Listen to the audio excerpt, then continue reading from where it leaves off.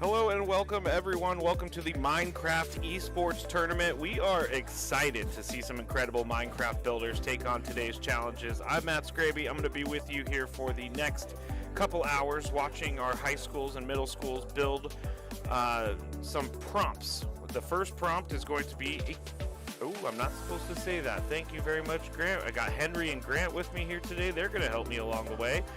Grant already did, telling me something I'm not allowed to say. This is a Matt Scraby thing. But this is actually all about the students, and they come from 10 different schools. They're going to compete in a fast-paced creative build competition.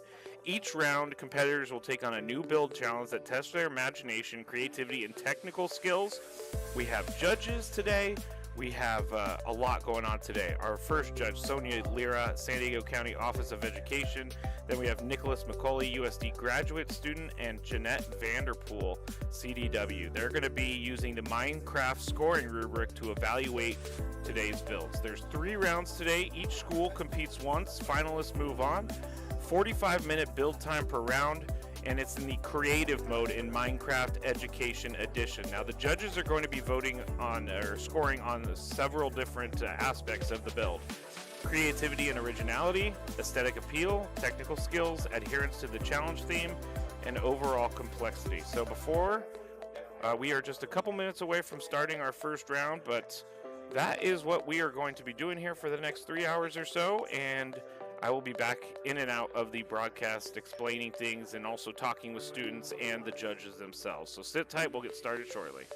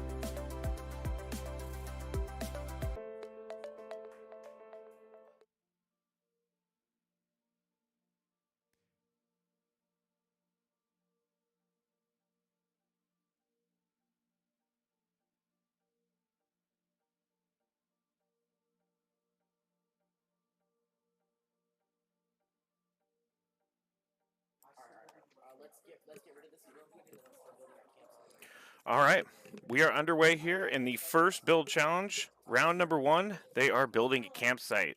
The prompt, build challenge, choose an open area and build your own campsite, plan ahead, and make a list of all things you might need on your trip. So as we go along, we'll be viewing each campsite build. We'll be talking to judges, we'll be talking to students. But this build challenge creates the skills creativity, problem solving, and collaboration. So teams have to work together. They have to figure out how to make the campsite as best they can, and then they will be judged on it after. And again, the judging categories: adherence to the challenge theme, aesthetic appeal, technical skills, and overall complexity.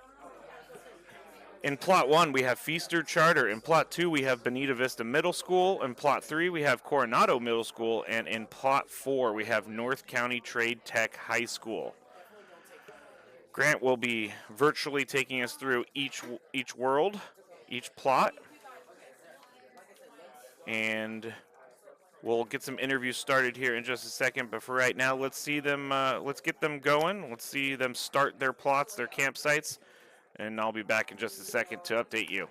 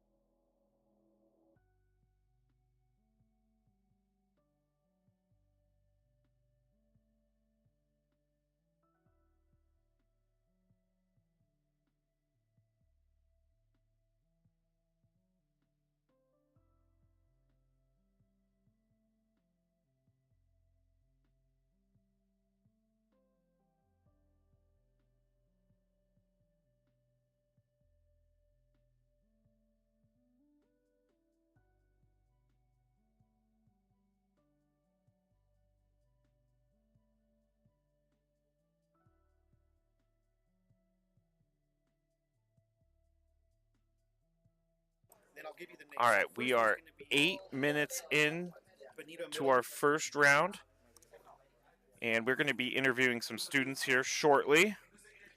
But on the top left of your screen right now, you have Feaster Charter. They look to be building some sort of wooden structure for their campsite. They seem very deliberate in what they're doing. We'll get to talk to them in a little bit. And that plot is Bonita Vista Middle. They have, all right, we have Thomas. Let me get your mic, Thomas. All right, Thomas, can you hear me? Yeah. All right, can you say some more? Just to test out the microphone? Hello. All right, I think you're good. All right, Thomas. Now tell us, you're from Bonita Vista Middle. Yeah. What are you doing right now in your build? Tell us about that. My partner is building a pond for the campsite because we're gonna build in in the woods.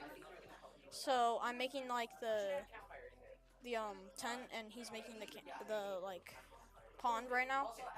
So we're just kind of working on um just a rough draft kind of, and then later on we're gonna polish it up. Okay, so when you came into this build not knowing it was going to be a campsite, how did you two decide on who was going to do what? Um, well, because a few days before this, we were practicing, and just in case there's a pond, we decided to start building one. And my partner Nico, he built a lot of it, so he decided to start making one, and then we decided that I would do like the campfire and like the tent. All right, So Thomas. Now let's learn a little bit about you. You enjoy volleyball, I see. yeah, Do you play volleyball, or yeah. why do you like volleyball? What's your favorite about it? I mostly like blocking. So like when someone's gonna hit the ball over the net, you jump up to like block the ball. That's what I usually like to do. Okay. Can you use any of your volleyball skills in your teamwork here? Um, no, not really. All right. But Hey, at least you're honest. At least you're honest. So what is the plan? What are they doing right now? What's going on with these wooden posts that are going up around he's the water? making trees around the pond right now Okay. to uh just add a little bit of life to it. Okay. All right. And then when you get back to your station, what is the next thing you're going to do? I'm probably gonna try to make some outerior on the tent. Okay. All right. Well, thank you so much, Thomas, for joining us and talking to us. Appreciate you. Get back to your build, and we'll talk soon, okay?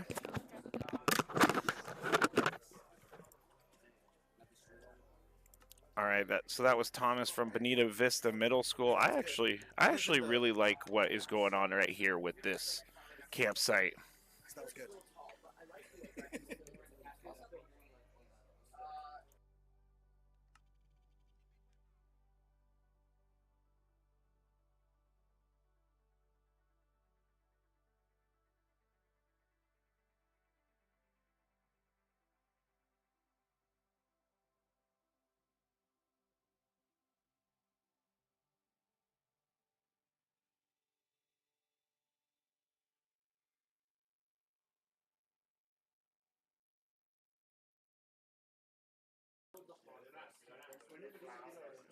All right.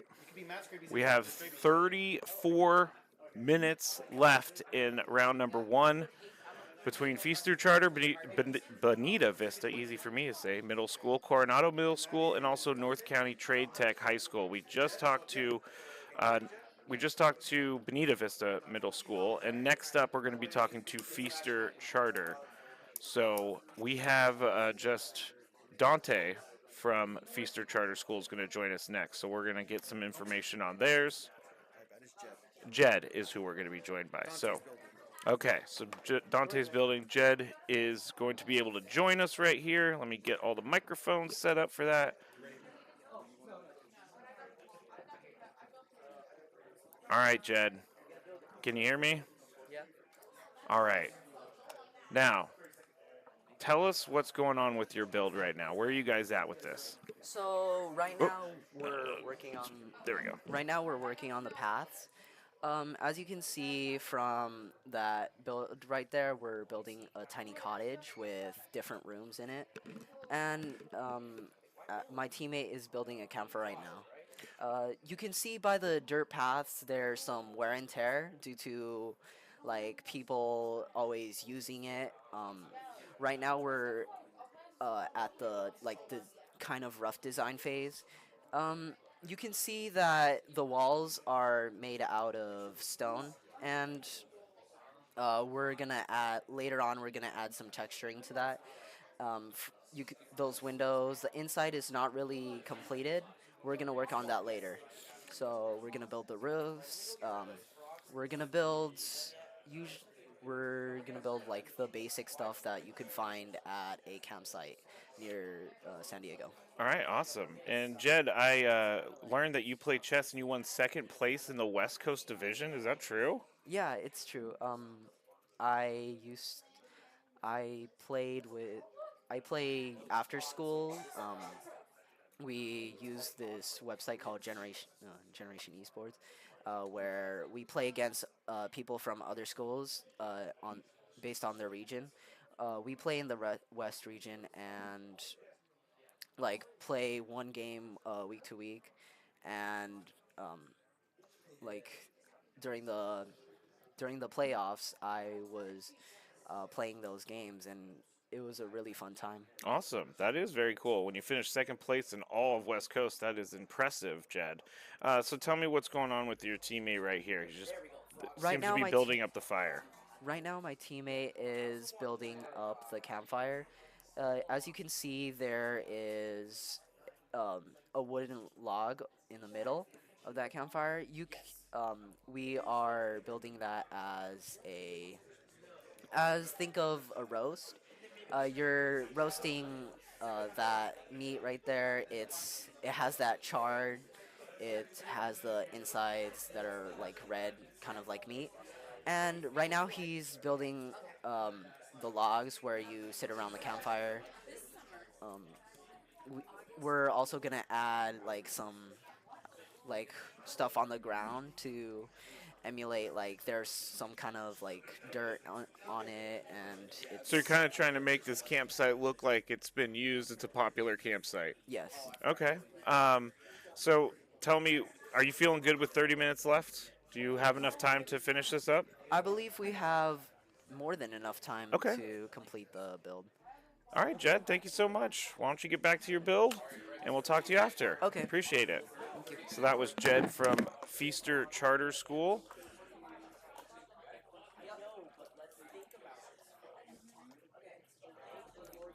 And personally, I really appreciate them explaining things to me because this is it's interesting how each team has done a different design and they kind of already had that design in mind. Like you see a couple of the teams doing the pools now or the ponds, and you have another team putting a lot of trees in there trying to make it look like they're in the middle of the forest.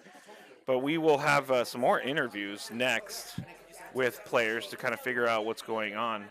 But on the top left, that is Coronado Middle School, and the top right is North County Trade Tech High.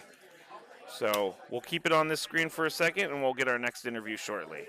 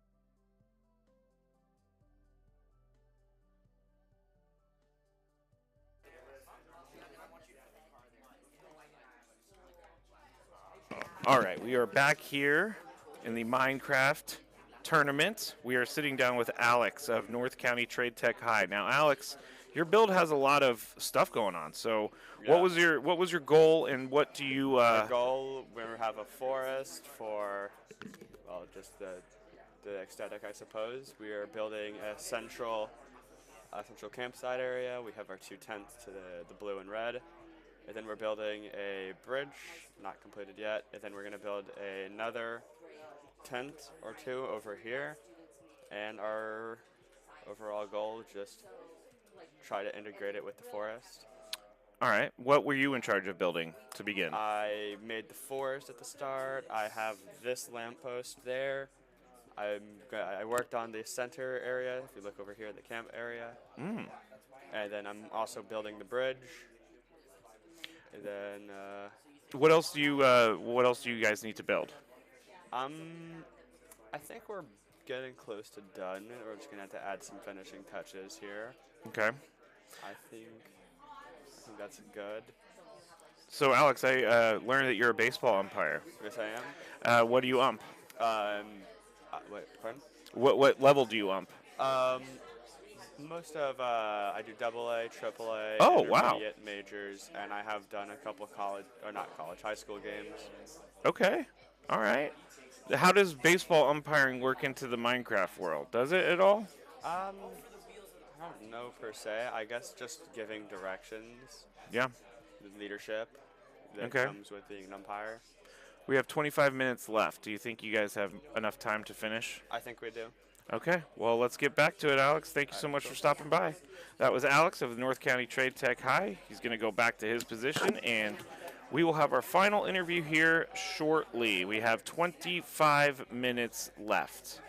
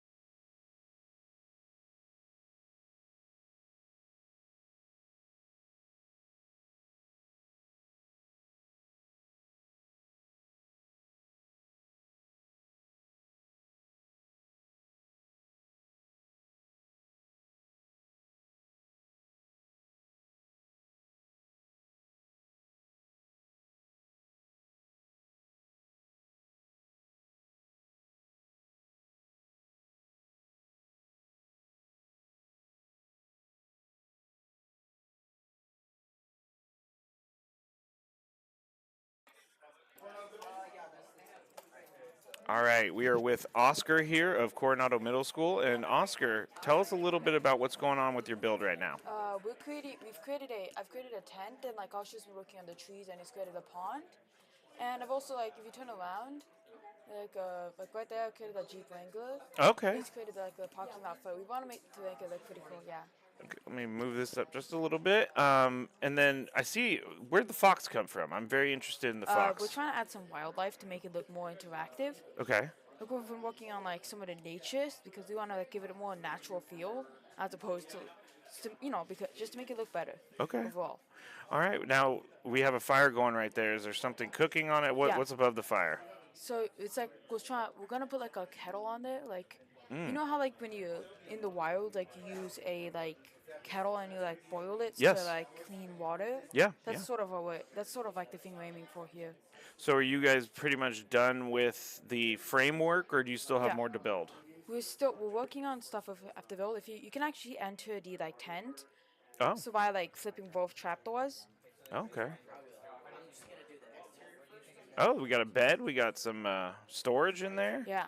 That's good stuff. We're trying Now- to keep it like simple and like try to keep the like man-made stuff to a minimum to like emphasize like the fact that it's like natural and stuff like that. Okay, you want to make sure that people know we are out camping in Yeah. the forest. Nature. Nature. That's the reason people go camping. Yes, that is true. Are you going to add any more wildlife, or is the fox oh, yeah, it? absolutely. This is just the start. We're planning on adding a wolf, some more rabbits, Okay. and we're no chickens. We're All right. thinking. Now, this pond, is it just for the campsite to use it for drinking water, or is it for animals, or Both. what is it? Both. Okay. Yeah. We Um, added like the mossy stone because like there's like a little bit like there's like a little bit of rocks. Oh, yeah. But also at the same time there's like the mossy because they've like been there for so long. We added seagrass and lily pods Yeah. to like make it look more natural. I do like that. I do see the moss on the blocks, and that makes it look like the campsite's been there for a long time. Yeah. Also, the fox is very cute, I have to say. Now, Oscar, you've traveled to China. Yeah. Is that true? Or what was your Yes. favorite part of traveling to China? Probably leaving. It was We- really polluted when I went. Oh, it was. Okay. We had to wear a mask before COVID. Oh, all right, all right, all right. What did you see the Great Wall of China or anything? Yeah, I think a few times maybe. Okay. What else do you have going on here that you need to accomplish? We have 20 minutes left. Are you able to get everything done in 20 minutes? I feel like we can. We aim for the naturalistic thing Okay. because like it just makes it look more natural. Okay. All right. And also like the campsites, if you try to build them big, like it takes a lot of time because you have to add in all the infrastructure. Okay. Because humans need a lot of stuff. Now, is the orange tent also? Can you go inside the orange tent as well? Well, I'm pretty sure you can. But you might be building it still. Yeah. Okay. All right, Oscar. Thanks so much for stopping by and explaining everything. Get back to your build. Okay, thank you. That was Oscar of Coronado Middle. And I got to say, I am extremely impressed by the planning of everything. So, Coronado Middle said that they wanted to do more of a naturalistic thing. And we have a ton of stuff that's happened since we last checked. I'm not sure which team this is. This is Feaster Charter right here. They have a whole cabin going at the moment, which is kind of awesome. They are building some sort of other structure. I'm not sure what that is just yet, but they have all of the walkways and everything. They're putting a spider web in there to make it look a little bit old. I think it's like maybe a shed or something like that. And then their house is looking really good. I gotta say, their cabin looks amazing. I kind of want to go buy that cabin and live there. But they're putting it on the roof right now, and let's go to. Oh, we just did. That's Coronado. Or no. Sorry, we're still trying to figure out which plot we're looking at. Yeah, it's Feaster, so that would be. No, that's Feaster. That would be. Yeah, it's Benita. This what? That's Benita. Okay, that is Benita. Oh, there we go. That plot 1. So plot 2 is Feaster. All right, there we go. Here's Feaster. Or Benita, I'm sorry. I will get better at this, everyone. But we got a big old pond now. We have a tent going on. We have a fire with some actual benches there made out of wood. You got a lamp post. You have a couple lamp posts. You have I guess a garden over there or some sort of structure in the forest. They look like they're trying to put everything very close in one area.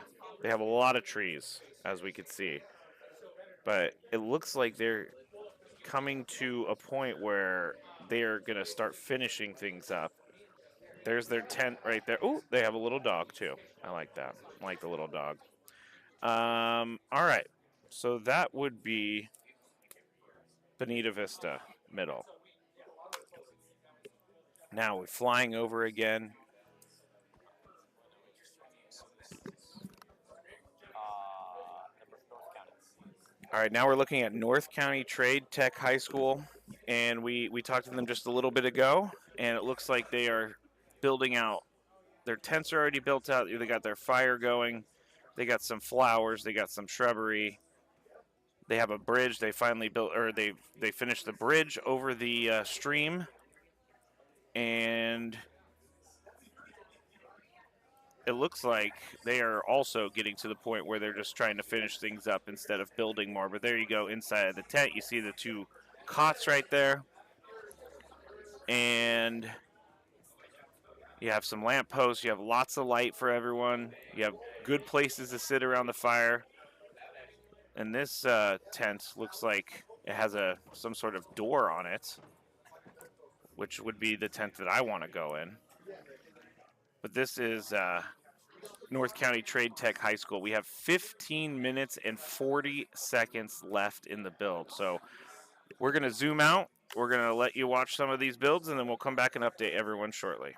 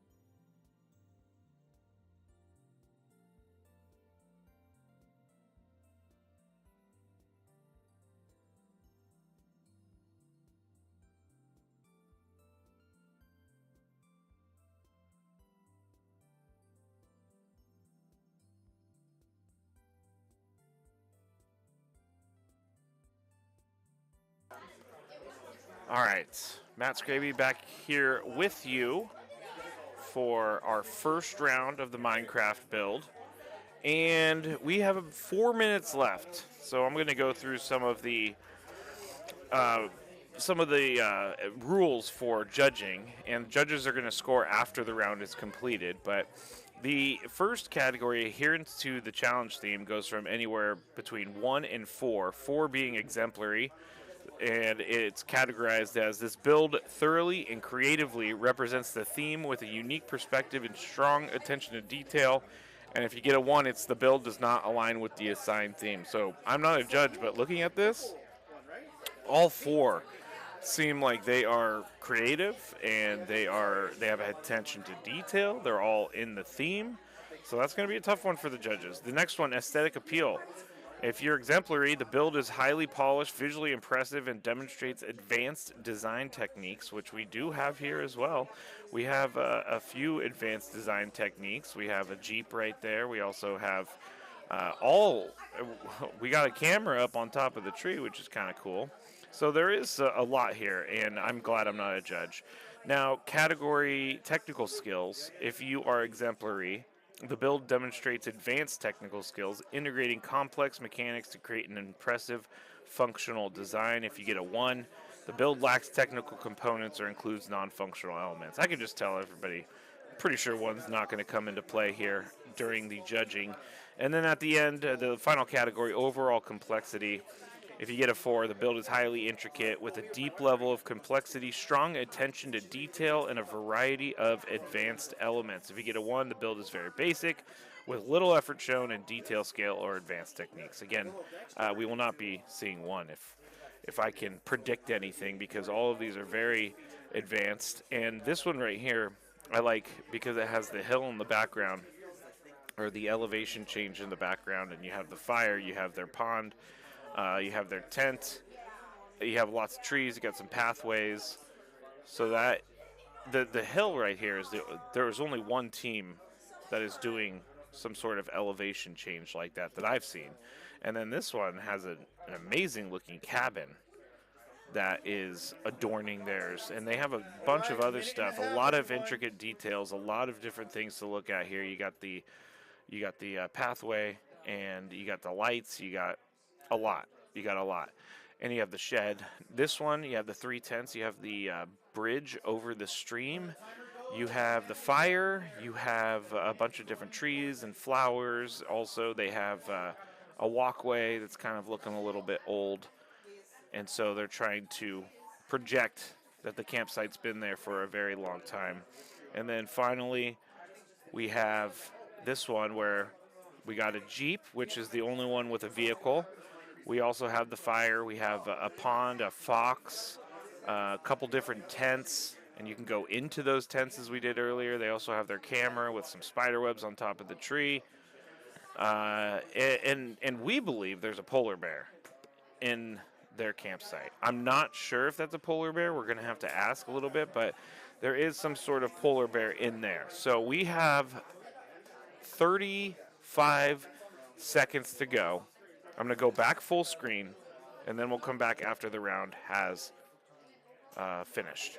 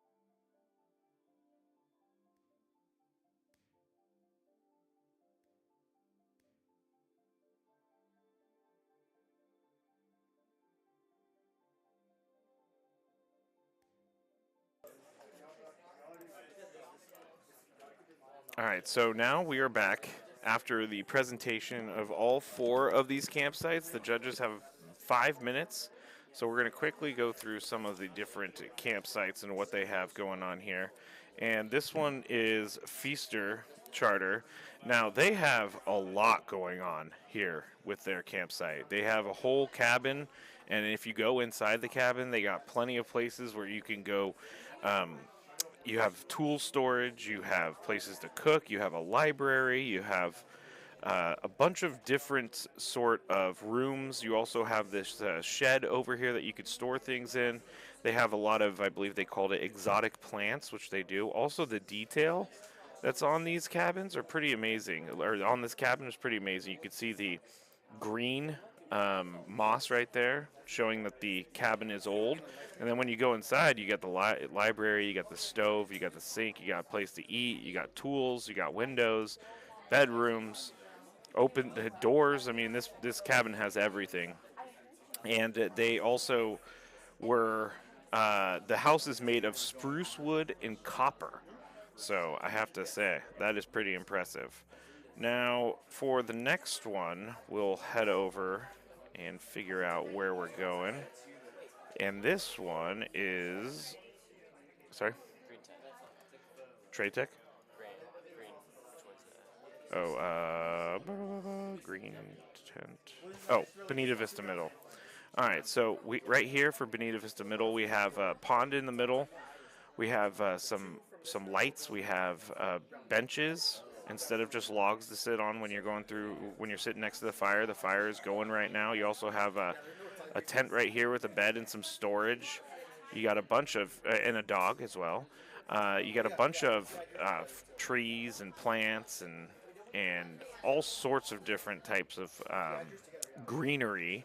And then you have this elevation change over here, which I do like. I do like the elevation change. It gives it a little bit of depth. And they have a secret switch as well. And when you switch that, as Grant just did, you head into their secret storage room where no one can find your food, your money, your clothes, everything like that.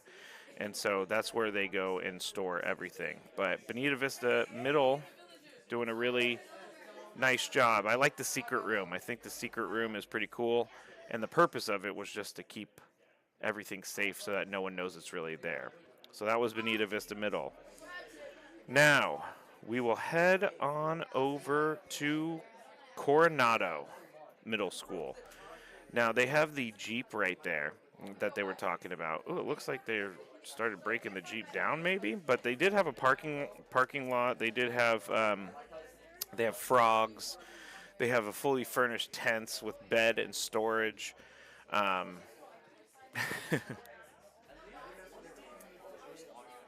Then you have the fire right there, and you also have something cooking on the fire. And inside the tent, like I said, fully furnished, you got storage and a bed right there and a light. And there's 2 tents. And I believe the second tent is the same exact thing. But they have actually some hidden armadillos, I'm being told here. So I haven't seen one of those hidden armadillos, but I would appreciate, that's pretty good. A hidden armadillo. We'll find one. But they're there. Oh, there they are. I believe those are the hidden armadillos. We got 4 of them. Uh-oh. Oh, I thought something happened to the armadillo. All right, so that is Coronado Middle School. And finally, we have North County Trade Tech. And North County Trade Tech wanted to look a little overgrown because they're in the middle of the forest. They have lots of different animals. They have 2 different types of seats for people. You can either sit on a log or you could sit on a real bench. They have a river.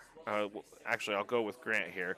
There's the 2 different types of seats. They have 3 tents. All of the tents are pretty much the same, but what I think is kind of cool is they have a stove inside of the tent, and then on the outside you can open a window to release all the smoke. So that is attention to detail right there. They have 5 different types of fish in the river. They have a bridge over the river. And here's another tent, but this one's a little bit different because they have 2 beds. So it's a double tent. They have a bunch of different plants. They have, let's see. They have I'm looking for something that I haven't talked about yet. I think those are beehives right there. So they put some beehives up as well.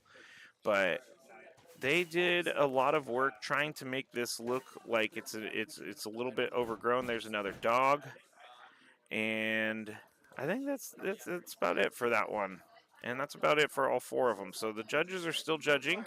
When they are done, we will come right back to you. But until then, we will enjoy the overview of everything.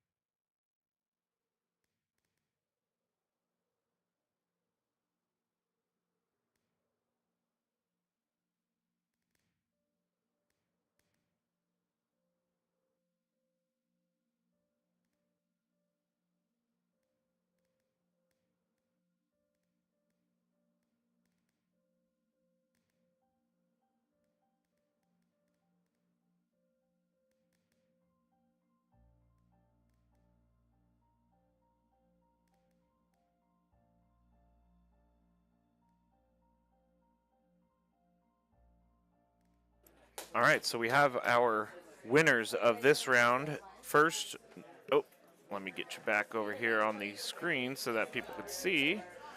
And so first we have North County Trade Tech, who is moving on. And I'm gonna be able to talk a little bit later to the judges about why they chose certain things. Also, Feaster is moving on, which I kind of thought would with that incredible cabin that they built, a glamping style cabin. So we have North County Trade Tech and Feaster moving on to the next round. We do have round number 2 here shortly in about 15 minutes, and I'm not allowed to say the prompt again. Grant helping me once again, but we're going to take a quick little break, and then we'll be back with our second build.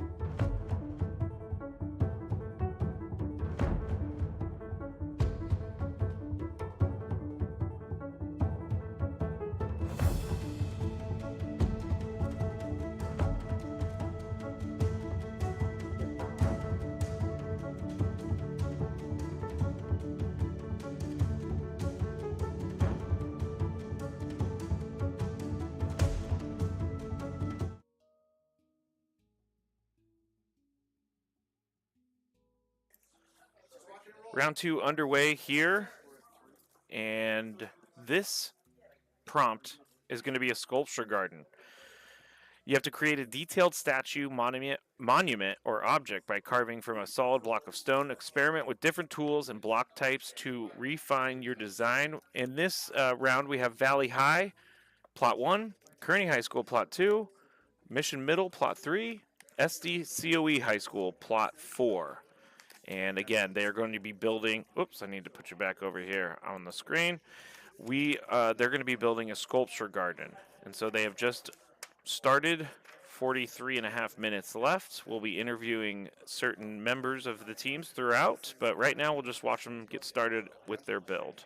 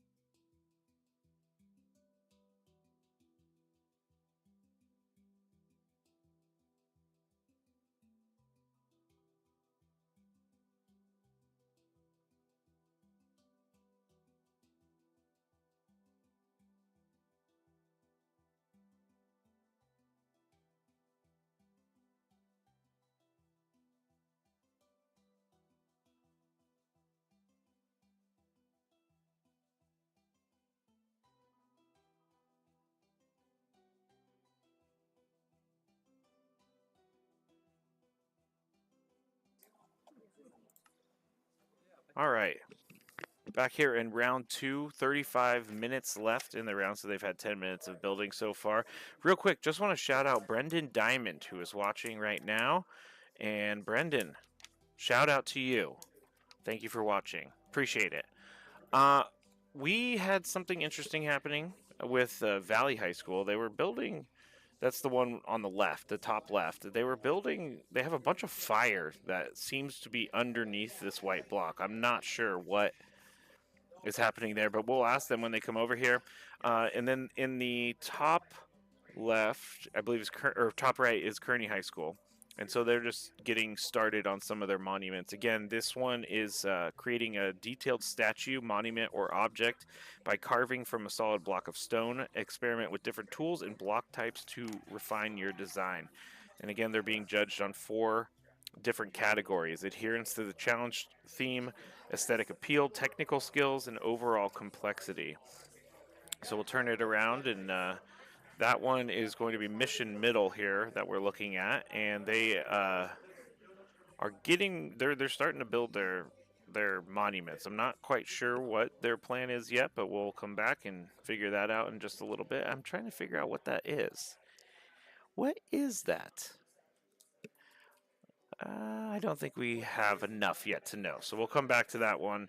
And then finally, plot 4, SDCOE High School. It looks like they're, ooh, look at that. Oh my gosh, I think I know what they're doing. They're making a pyramid with a little bit of a place in the middle for, like, where King Tut lived. That's cool, the tomb. So hold on, we're going to interview a player in just a second. Give me 1 second.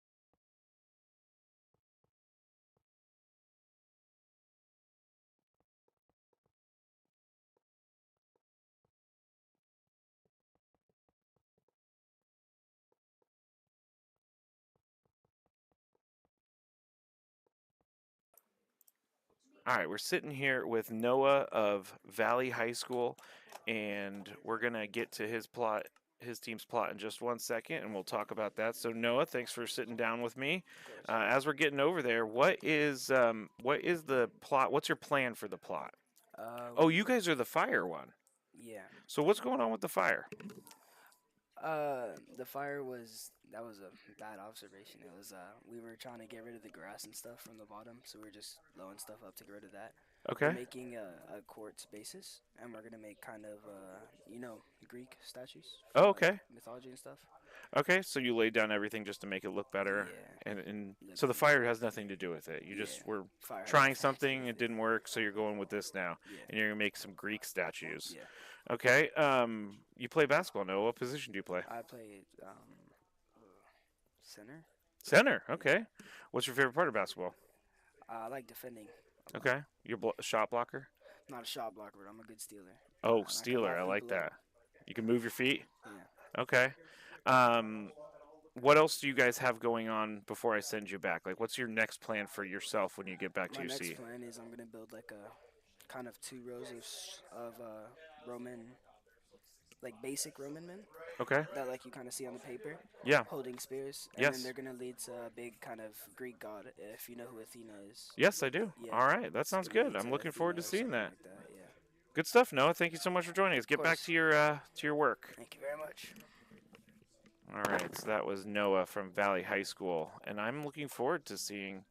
So we figured it out. I have Henry next to me. We figured it out. The fire was one thing, and it did not work out for them. So they stopped with the fire, and now they're going after a Greek-themed sculpture garden. He said he was going to do a statue like Athena with a spear. So I'm looking forward to seeing how that works out. But that was Noah from Valley High School. We'll have more as we go along. And right now, we'll just give you an overview of everybody, and then we'll come back with our next guest shortly.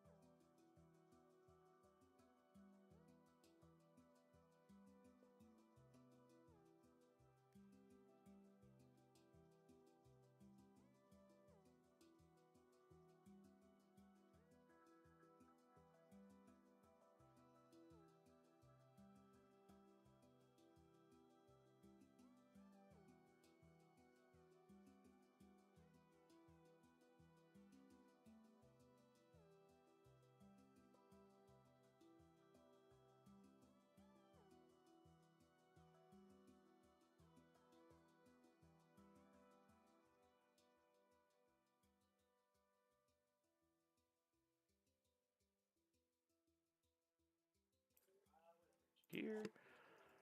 All right. Back here with our second school, Kearney High School in Plot 2, and we're with Xavier. Thanks so much for joining us, Xavier. Yeah. What are you guys doing right now? Give me a quick overview of what Alright. you're building. So we're starting to build like multiple sculptures. This right here, we just started building the like the platform right here. We're trying to sculpt like different items that you can like build on, like right there. I think you can tell. So in the middle right there with the gray block? Yeah. Okay. And then over here, my teammate is working on starting to build up, like make a huge stone, and then we're gonna use TNT to like kind of make it like shape it in its own way, and then we're gonna fix it kind of. Oh, okay. So you're gonna build it and then blow it up and then. Yeah, because like you know, Okay. it's like Oh, I it's see. sculpting it. Yeah. So it's kind of like it's been there a long time. It's really old, and over time it just breaks down. Yeah. So, Okay. Yeah, we're simulating that with TNT. All right. So you also like to play basketball, Xavier. You're a power forward, and I have been told your favorite player is Michael Jordan. Yes. He's the So what do you love about Michael Jordan? man, his dunks. His dunks. Yes. domination. Are you a Bulls fan because of it, or what? Nah, What I do like you the cheer Suns. for? I like the Suns. You like the Suns. I Okay. just like the player. Okay. Jordan. All right. Well, what is the next thing you're gonna do when you go and sit down? I'm gonna begin building or finish building our sculpture on our like little platform. Okay. Yes. And you have 28 minutes left. Is that enough time? Yes. All right, go back and get to it. Thank you, Xavier. That was Xavier from Kearney High School, Plot 2. They are. I'm looking forward to seeing that explode. The this thing over there, like a tomb or something. We will go back to the full screen, and we'll have our next guest shortly.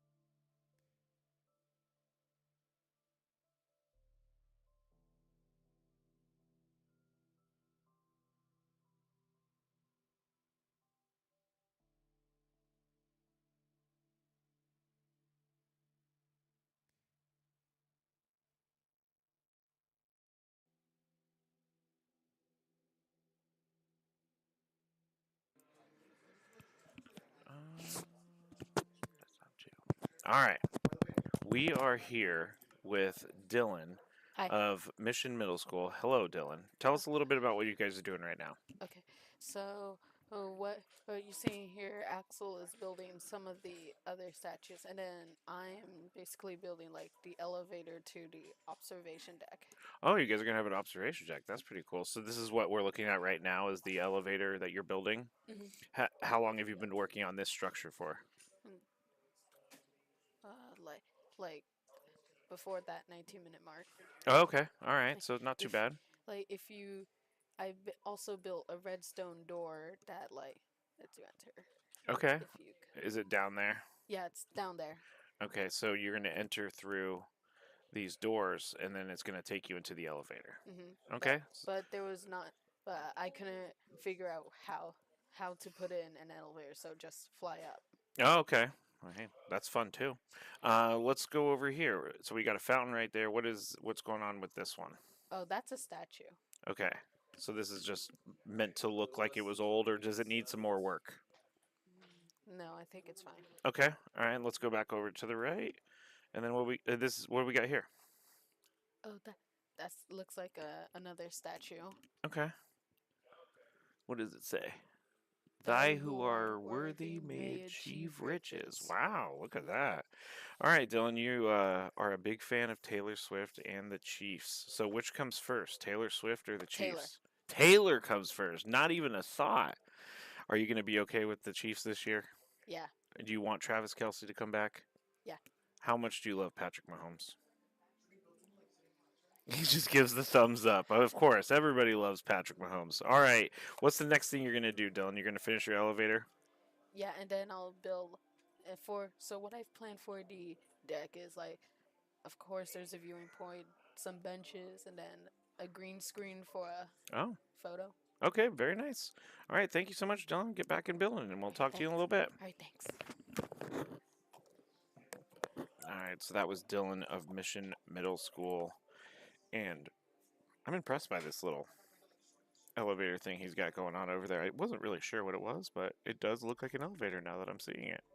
So we still have one more interview to go, and we will go back to a view from the top, and I will be back with our next interview soon.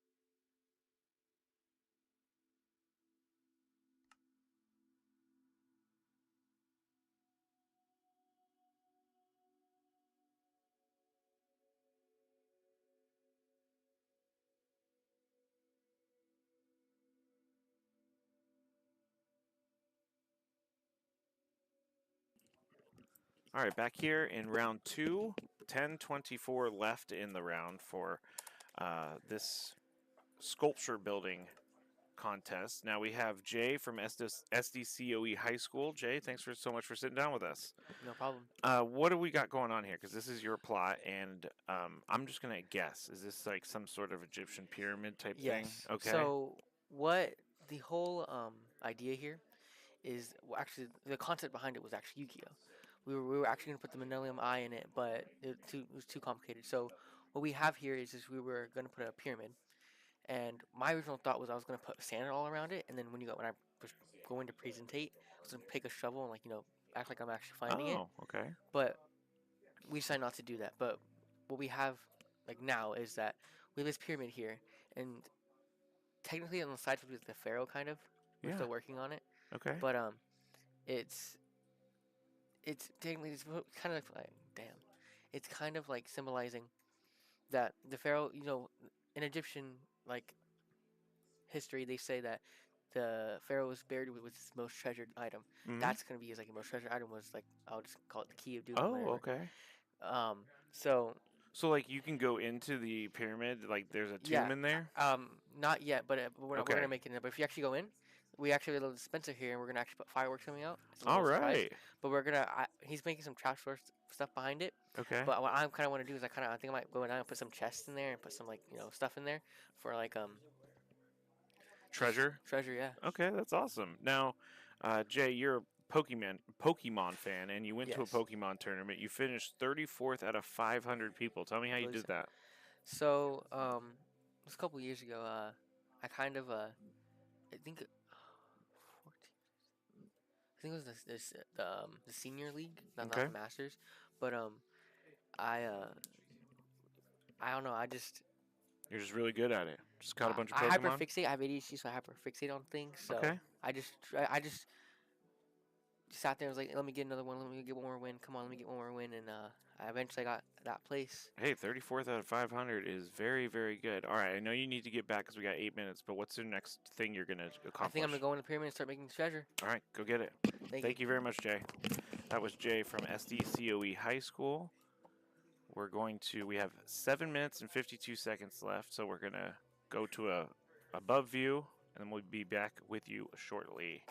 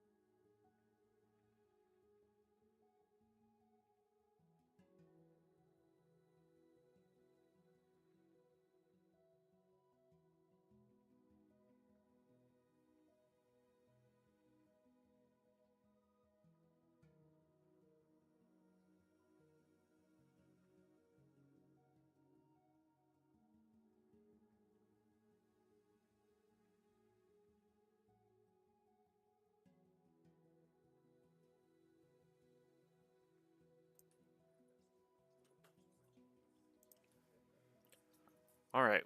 Less than a minute to go now in round number 2, and we will get back to showing you what's going on. So we have a lot more built there. With the large human structure, we also got a nice little walkway up into looks like a throne of some sort, and they have a bunch of lights, or what is that? It's just a sword that goes all the way up in the air. We'll have them explain that to us, so we'll figure that one out. 10 seconds left in round 2. This one, I'm looking forward to seeing the interactive nature of the Egyptian pyramid, because Jay was saying there's gonna be some fireworks. All right, that's it. Hands up. There's the other one with the elevator. We talked about that. Oh, look at the top. Got a bunch of different places to sit. This is an observation tower. I really like this. So the judges are going to get judging here. Oh, we got one more. I got to get to the next one. And there you go with all the different, we have a bunch of different monuments, walkways, shrubs. So everybody's going to come and explain their build, and the judges are going to judge. So we'll be back with that in just a little bit.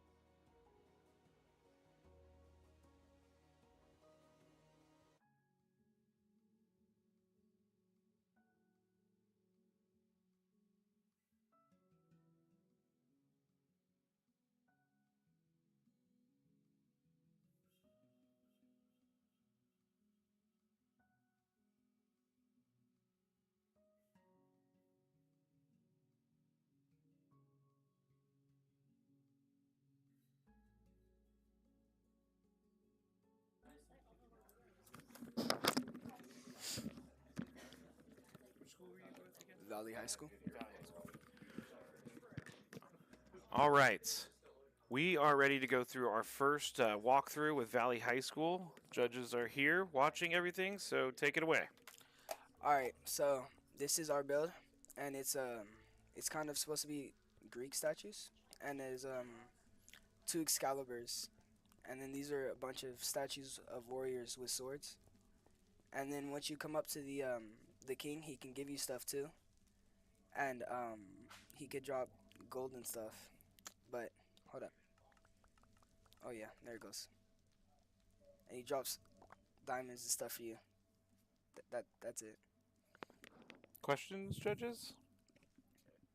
I like that you did all the marble floor. Did that determine how you set up the statues? Yeah, the marble is because Greeks commonly use marble in their temples. Nice. Any other questions from the judges? Were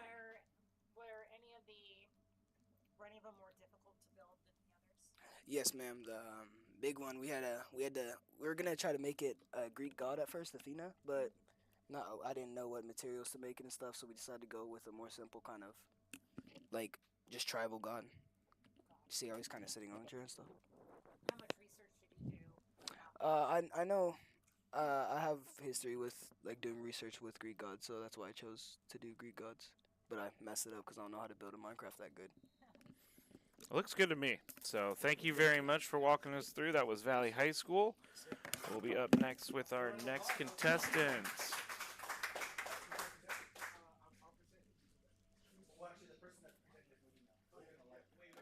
I'm gonna have to go stand. Oh, I'm on the mic still.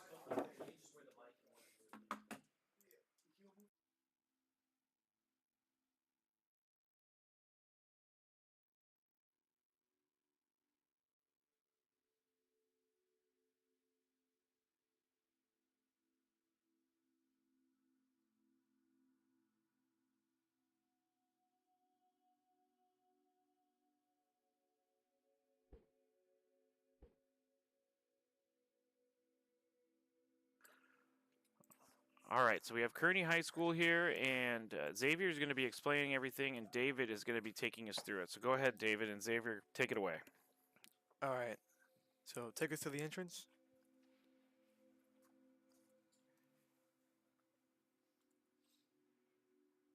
All right. So as we enter, I think it's called Sculpture Gate. So we walk in, it's free. We just go in and look at the beautiful sculptures. All right. So on our left, we have a building of an anvil, and we kind of took inspiration off the anvil because like it's just a unique shape. We added some texture to it with all the chiseled blocks. And then next, we have our oldest sculpture over here. Our oldest sculpture. It has a lot of decay on it, and it's been around for like thousands of years, and it's our biggest sculpture. All right, next one. This one is we it's like in the working, like the stone we're kind of carving it in. It shows the kind of progress, and yes, our next sculpture is this one. Um, this one is kind of like the tall white one, but like it wasn't around for tons of years. It was made recently, and yeah, and you see all of our trees around because it's our kind of garden where people can relax and look at the beautiful sculptures. And yeah, yes. All right, judges, any questions? Was there a theme besides just like Sculpture Garden? Is there like a historical reference for any of them? Well, not really. There was just like, no. Okay. Questions? Good? All right. Thank you very much, Kearney High School. All right, we'll come back with our next walkthrough. All right, let's go ahead.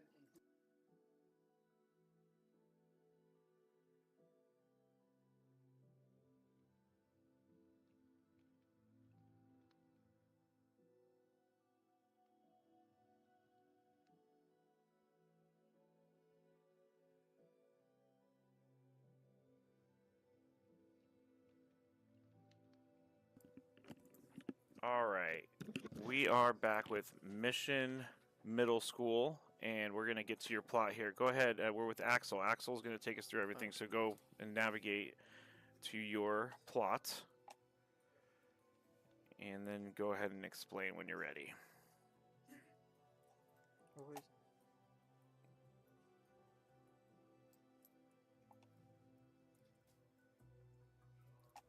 Alright. Welcome to our plot, and the first statue that we have is this sort of like ritual.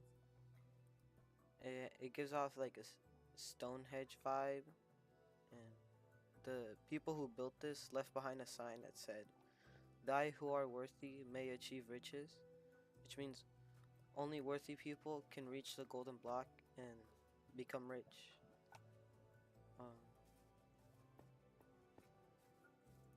Our next statue is a fountain that has an aqueduct leading towards it, which the Greeks used to use to bring water to their cities. This next statue is a statue made of Kratos. It says right here, here lies Kratos. And over time, his head fell off and it's broken. His arm fell off, and there's a bunch of moss around him and stone, rocks that have laid there. Our next statue is like a demon statue, and if you stare for it too long, you can be cursed. I gotta look away. You gotta get out of here. This is our observation deck, and these are elevators that take you up and down. But spent our budget on the statues, so they don't work right now.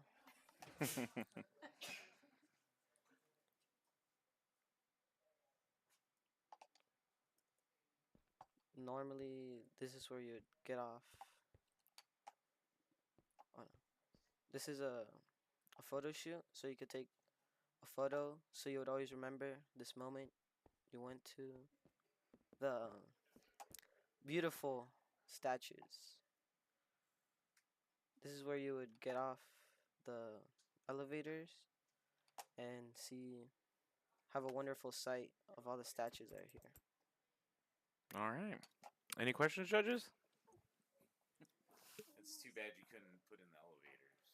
Yeah. What's your budget? I thought that was clever. Yeah, good job. Very nice. All right. Mission Middle School there. 1 second, and we'll be back with the next. SDCOE, high school.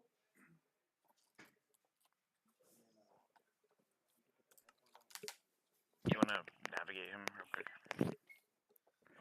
All right, so we have Jay back with us. We just talked to Jay before, and Jay's all ready to go. You can control it right here, Jay. Go for it.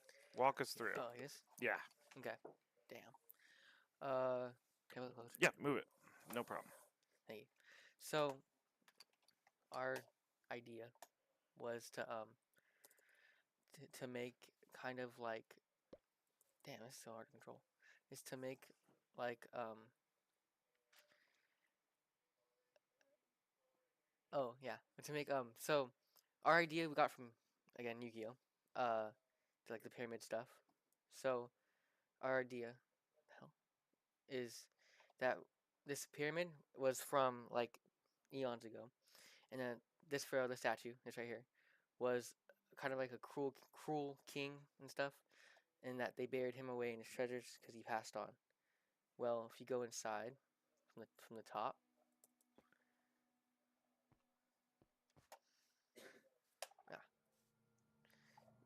he has the hidden treasures in here. Damn. Right here, all his hidden treasures. Anyway.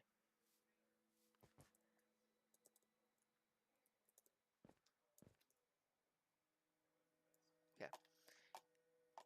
That's the statue. Anyway, a cool little hidden feature that we did was that if you walk right here, and you look up, fireworks. Triggered by movement. Triggered by movement, you said? Yeah. Okay. Take us back over to the statue and explain a little bit about what you have right there. So, if you guys don't know, I can't make it correctly, but when a pharaoh is wrapped and put away in, like to the tomb, this is technically his tomb. That's what it looks like. Except it's not like body, but yeah, that's what it looks like. He's inside. He's holding his most valuable thing, most valuable item that he owns. And yeah. All right. Judges, any questions? All right. Thank you very much to Jay and SDCOE High School. All right, now the judges have everything that they need. We're going to go back to a view from the top, and then I will be back as soon as the judges give their verdicts. All right, let's give about 5 minutes for the judges, and then we will announce our.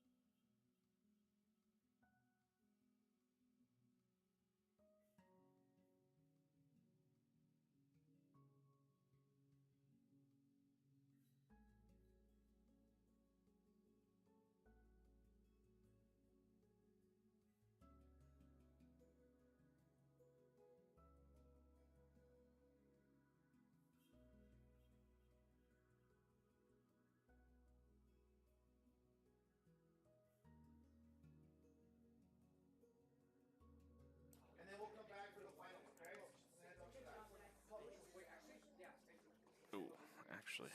So reasoning was. Hold on 1 second. Let me just mute this. I am on the stream, everybody. I'm going to give you a detailed explanation on the final voting in just 1 second.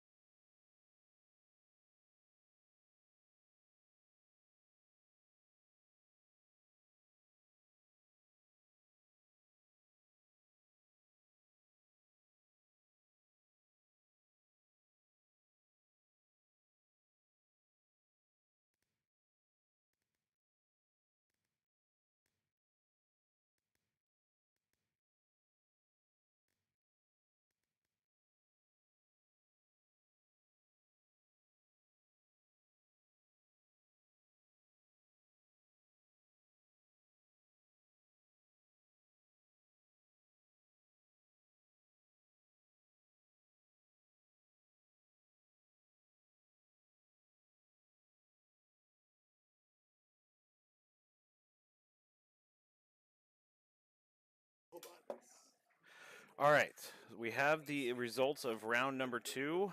The 2 schools moving on: Mission Middle School, Plot 3, Kearney High School, Plot 2. Judges have told me that Mission Middle School completed the prompt with multiple sculptures. They had a level of depth that the others didn't. They also captured the garden or sculpture garden experience better than most. And then with Kearney High School, they also did the sculpture garden, and they made sure that it was well laid out. It had a backstory to it. It was the continuity of it was great, and again, everything was laid out into a point where you could just walk around the garden as you would in real life. So Kearney and Mission Middle School are the winners of round 2. We'll be back in about 20 minutes or so with round 3.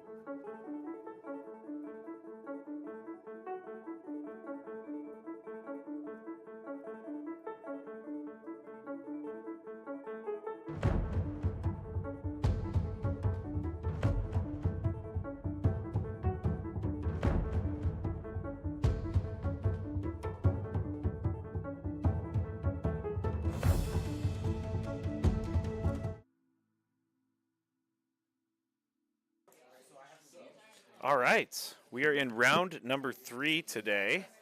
And this is the third and final championship round. Our top 2 schools from round 1, North County Trade Tech High and Feaster Charter. Our top 2 schools from round 2, Mission Middle School and Kearney High School. Now, this final build is going to be intense. They have to build an accurate International Space Station replica, including key modules, solar panels, and docking stations. And label and describe the function of each part of the station, research ISS facts using the NASA website, and eyes on the solar system to ensure accuracy. So we have 43 minutes and 40 seconds left. Whoever wins this one will win the championship. So we're going to let them get building a little bit, and we will check in and see what's going on shortly.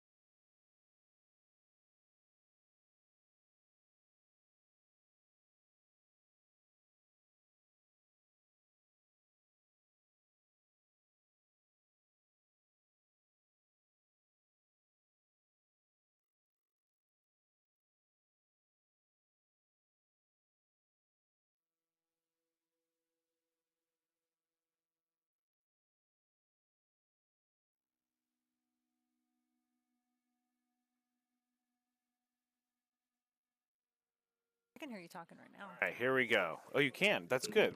Matt Scraby, back with you. Round 3 of the Esports Minecraft tournament here at SDCOE, and I am sitting with one of our judges, Dr. Vanderpool.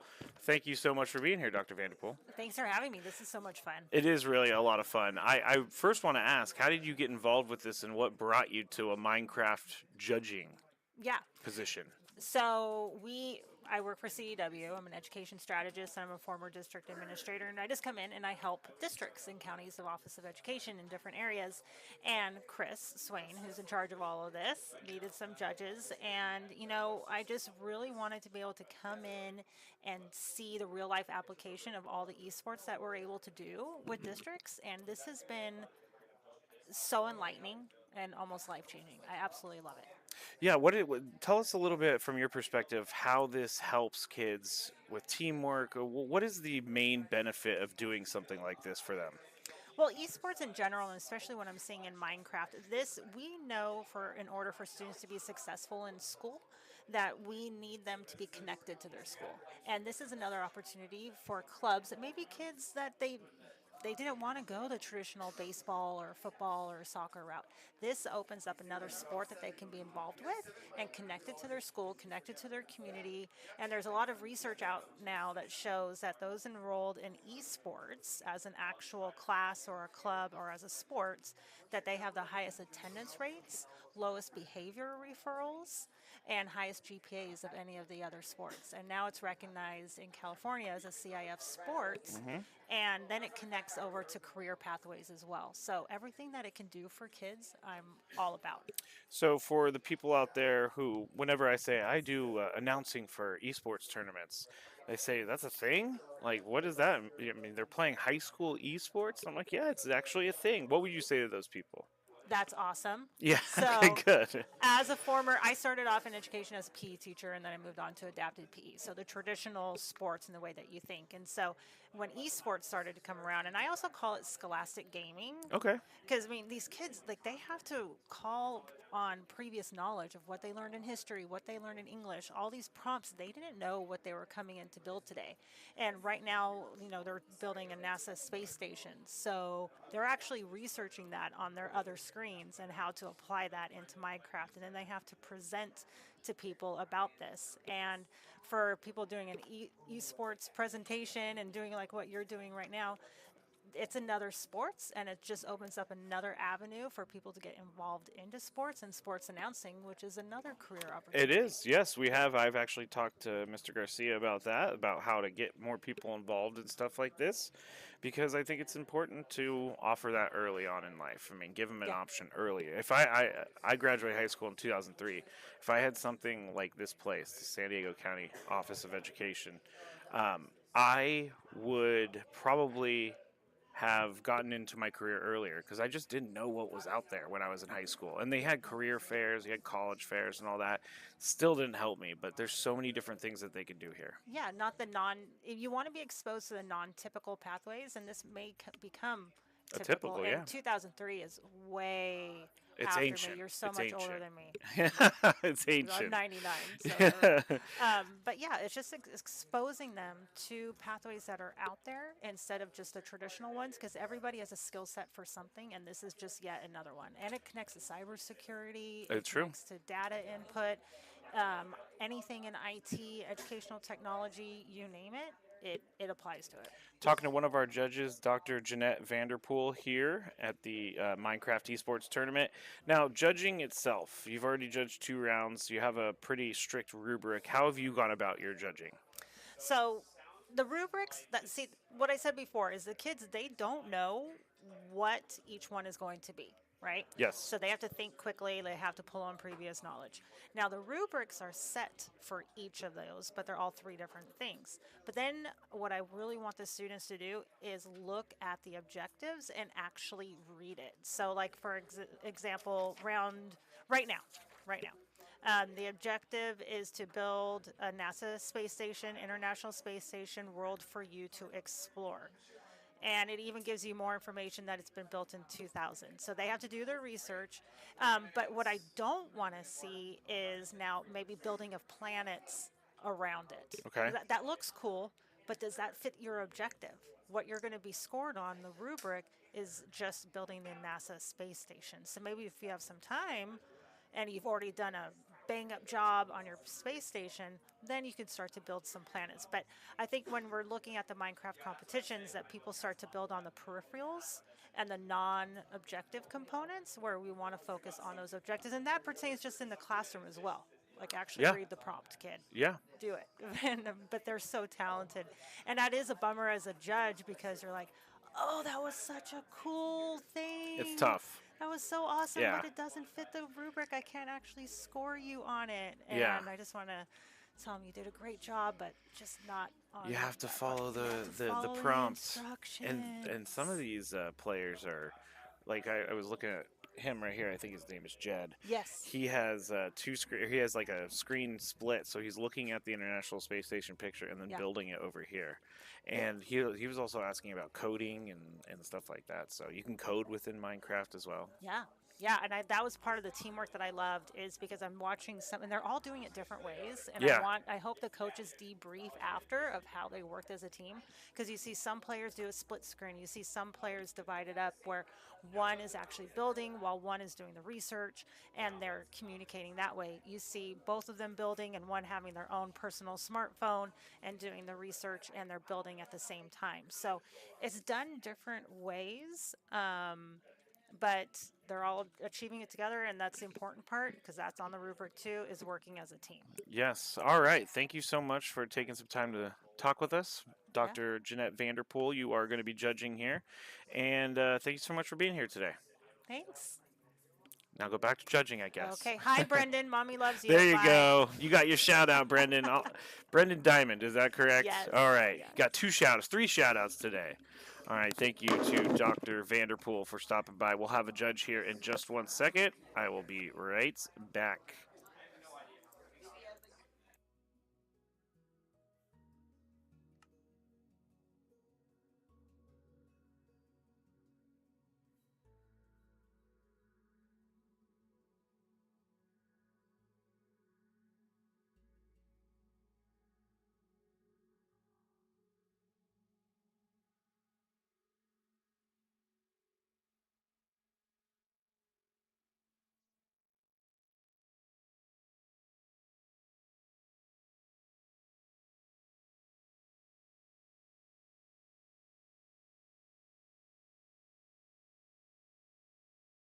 How do I control that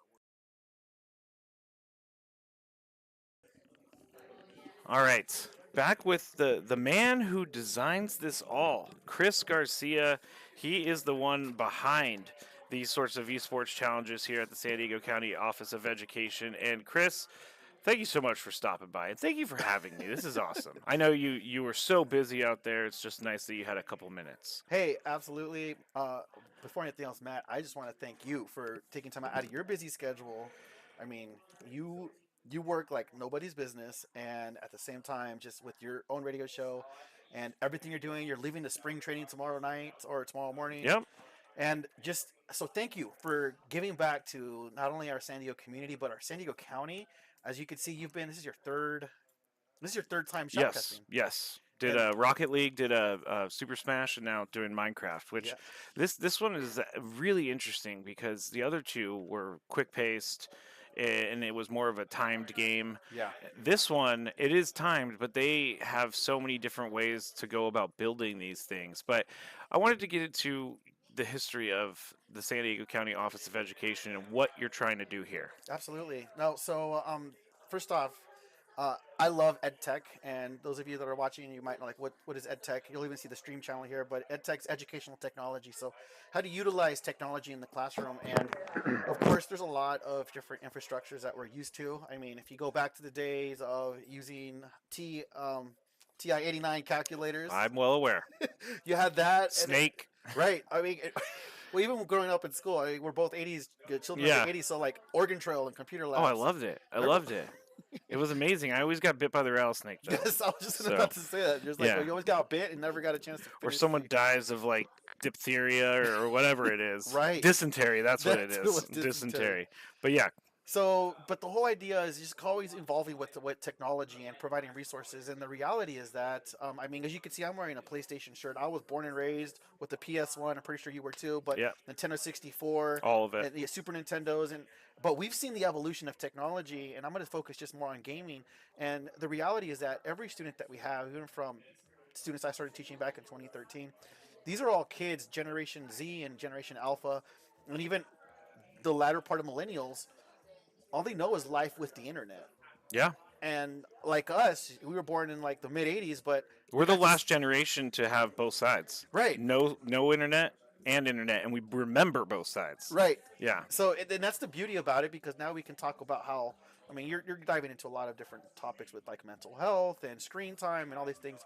But what we've noticed, and what I've had the opportunity of doing, is diving a lot deeper into esports, which is, all in all, it's competitive video gaming. And doing it, though, within a school realm. I heard Dr. Vanderpool bring it up earlier, but it's more of a scholastic rationale of doing it. And the whole idea here at the county office, it started with my directors.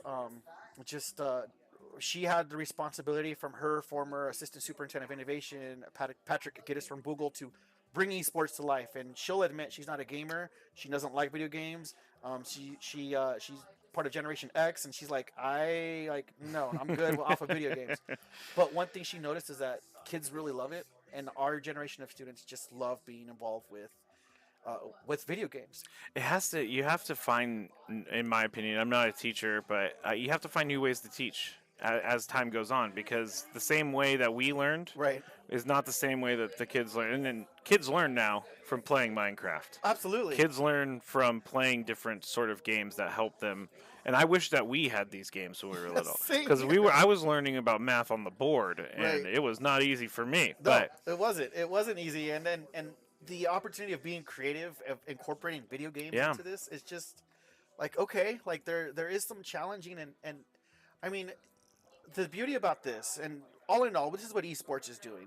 Whether it's being Rocket League, Super Smash Brothers, Minecraft, or even like the latest and greatest Marvel Rivals and other games that are out there, you're seeing kids do a lot of collaboration, a lot of teamwork, having to express their thoughts, having to regulate their emotions, having to think under pressure. And these are a lot of those soft skills that sometimes, for lack of better terms, people don't see, starting with millennials like myself and moving forward, because of the work ethic that we had with our baby boomers and Generation X. But what we're seeing now is within esports, students are being having to practice those skills, but practice in a way where they love doing it. Yeah. So, tell me a little bit about San Diego County itself, and how, because when we first talked about doing this, you were telling me that esports is just blowing up in San Diego. You have too many schools signing up, so give a little overview on how esports is looked at in San Diego. Yeah, so esports in San Diego is looked at very differently from very different school districts and whatnot. Essentially, it is something that kindergarten through 12th grade can participate in, but the way it's been built out, it's actually being built out backwards, where it's more high school. And we've done high school tournaments and middle school tournaments. And last year, when we did our first one, we did our first Super Smash tournament and even Rocket League tournament. And I combined it both with middle school and high schools. And what I noticed was our middle schools were destroying our high schools.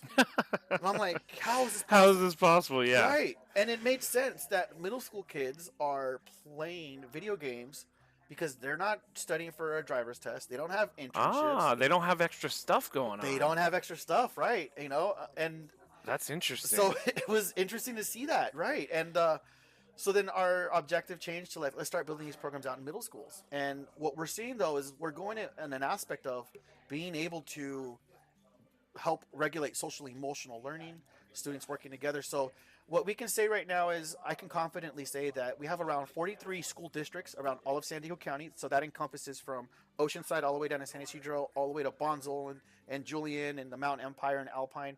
And about half of our school districts right now have some sort of esport presence. Okay.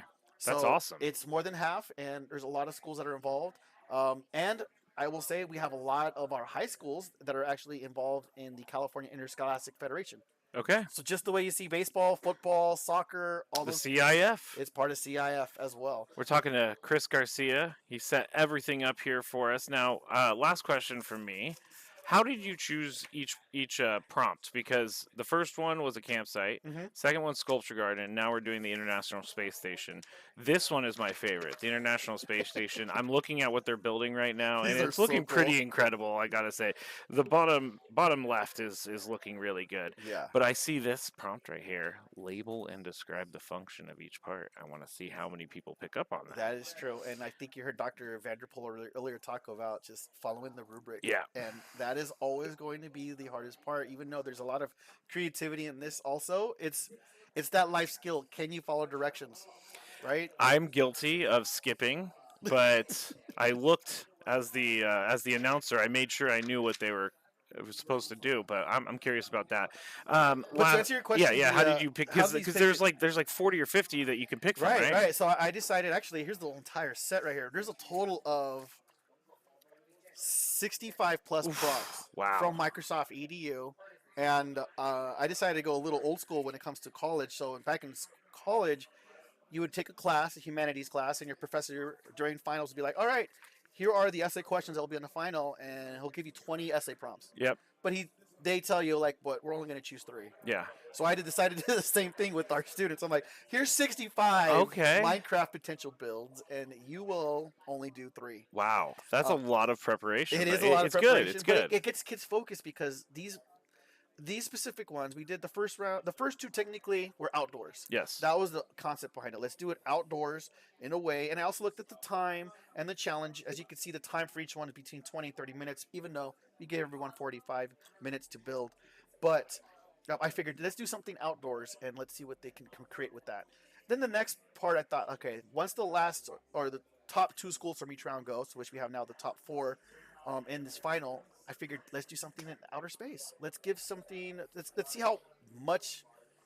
Let's see how our students are paying attention in class when it comes to next generation science standards. When it comes to studying the galaxy, the orbits, and the planets, and at the same time seeing, what they like. So, Like yeah. Go ahead. No, I'm seeing right here on the top right. You have this little yellow thing. I'm believing that's the sun.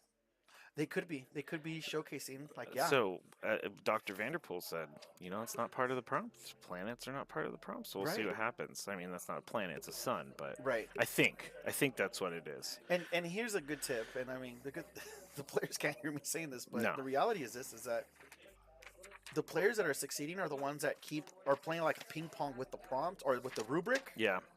And with the prompt and going back and forth. Yes. They build something, they go back, it's like it's going back again. Like, okay, these are the expectations and these are the instructions. Can I follow through with that? Now, their goal is not to build. Whoops, the camera's over here, Matt. Their goal is not to build this exact thing. They're supposed to build something that's similar to this. So they are not supposed to, or they can, but they're not going to replicate this. No, they're going to do it their own way, as we're seeing. Exactly. And then the other thing I've noticed other students are doing is they are using either their personal devices or their split screen, and they're doing the research on the International Space Station. Yeah. Well, thank you so much, Chris, for having me. Absolutely. This is awesome, and I'm really looking forward to the next time we do all these things. I mean, how do people find out where the events are, like where they're being held, and information, all that stuff? That's great. You know what? You can simply just go to sdcoe.net/edtech. sdcoe.net/edtech. Yeah, and that'll have all of our information on there. If you're interested in starting in esports, we're consultants, we're sounding boards. Every school has a different budget, different expectations, different demographics, and our role here at the county is to support every one of our school districts here in San Diego County. So whatever these schools are looking for and support they need, whether that be elementary, middle, high school, charter, private, no matter what, trade schools, we're here to support them and building out the programs that best fit what their students need. Awesome. Well, do you have anything else you wanted to hit on before we let you go and get back to your hosting duties? No worries. No, this is great. I really appreciate it. And again, thank you to Matt Scraby and also our esport interns we have today. We have Grant. Yes. And we also have Henry from Claremont High School. Yes. These are some fascinating and amazing hardworking interns at our just floating around, giving you all the tours and helping with the students. I can tell you right now, if I didn't have Grant and Henry, they wouldn't be able to see anything because I would be off in the sky somewhere. I wouldn't know how to get back. But Grant and Henry are awesome. It's also nice to have people that are of the age Right. so that they know what they're doing and they set up all the worlds and they get all the computers ready to go. So Yeah. It was the behind it. Their really, Grant and thoughts. Henry are the ones who are doing everything. So, Right. yeah, Right. but And they're great, and it's just great to have that support. it so. is. It is. Thank you. Thank All you, right. Nick, for Thank having me. Chris. Of Yeah. course. All right. We will have some more interviews as we go. We have about 14 minutes left. Give me 1 second. We'll be back.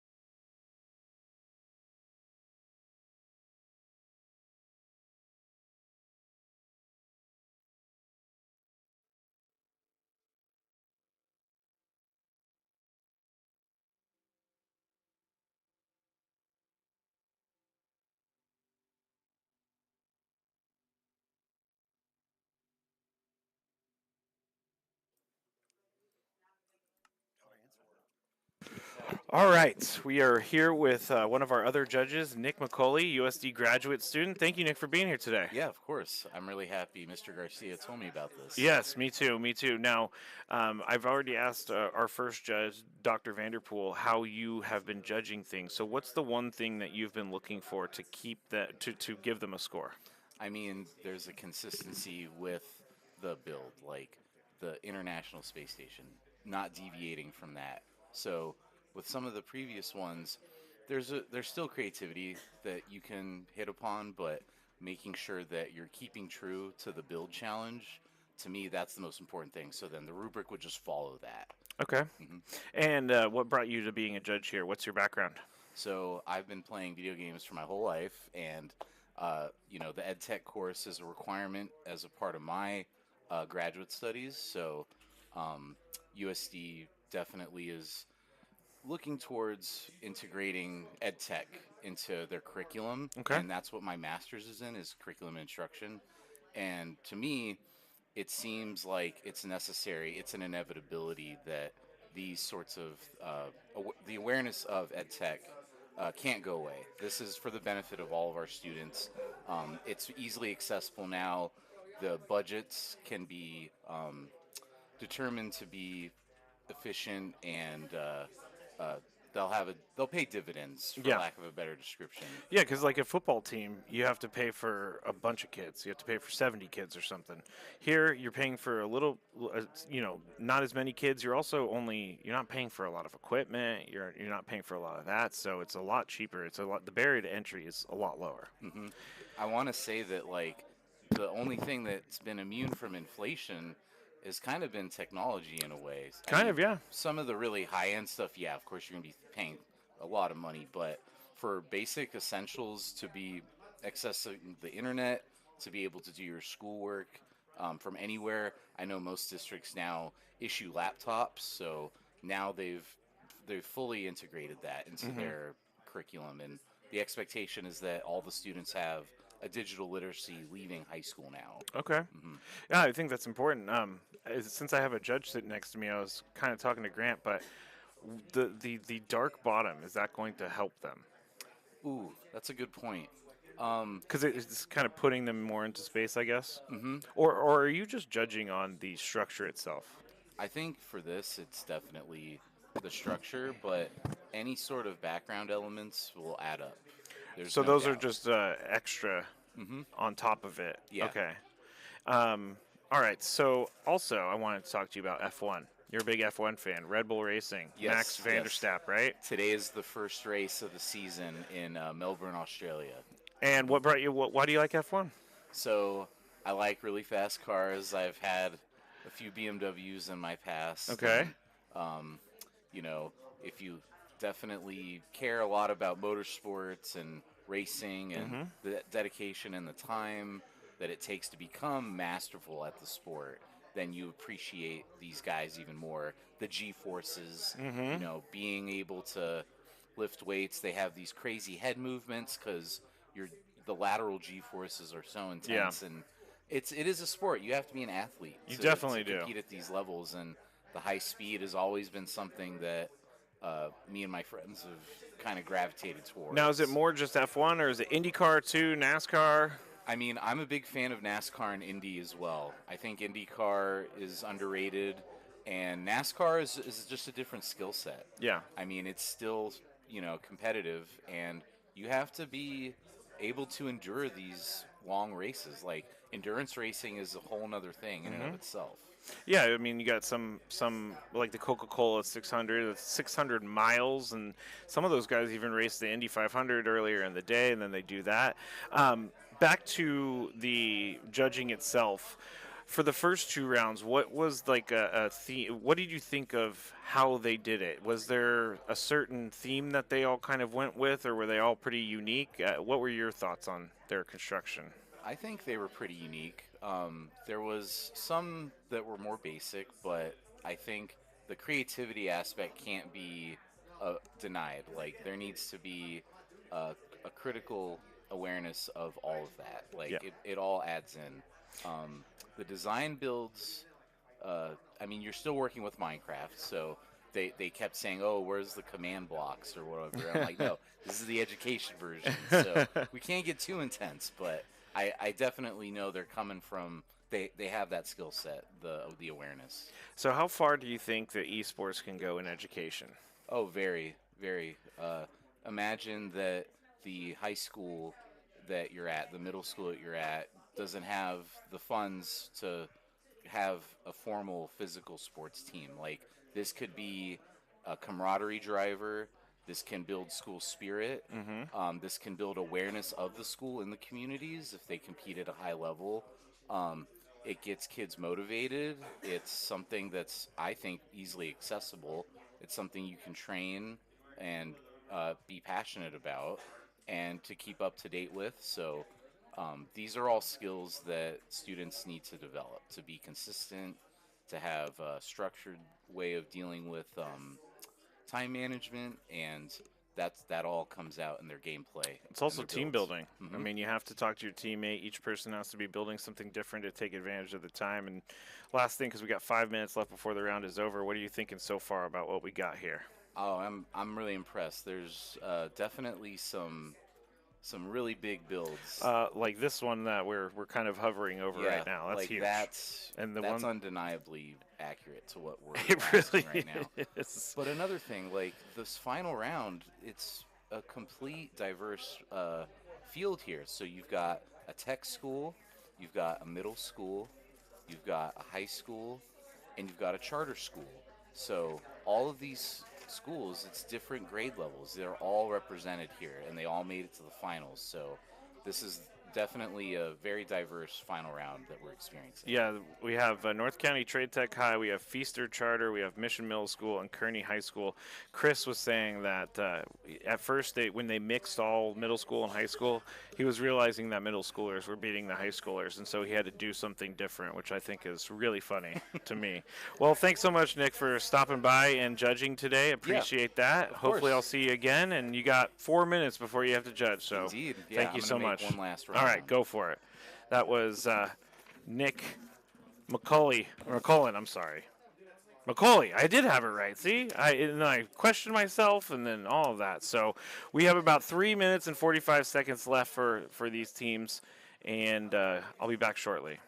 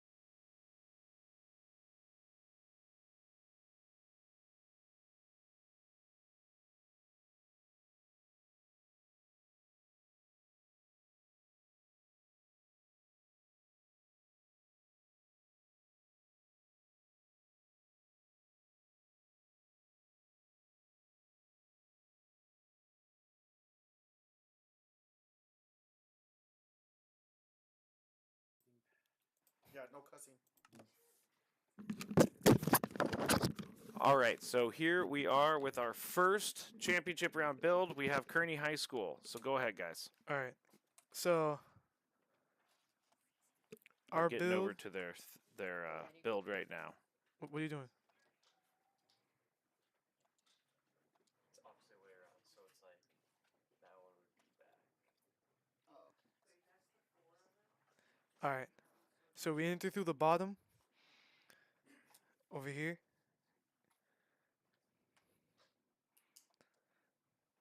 And then, as you can see, there's like a bunch of stars out there. Actually, can I use a mouse? Yeah.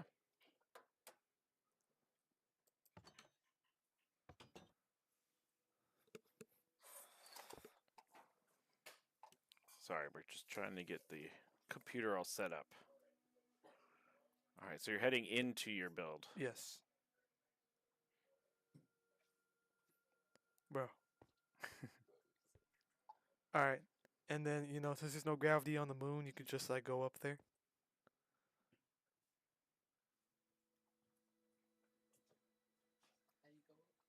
Spacebar.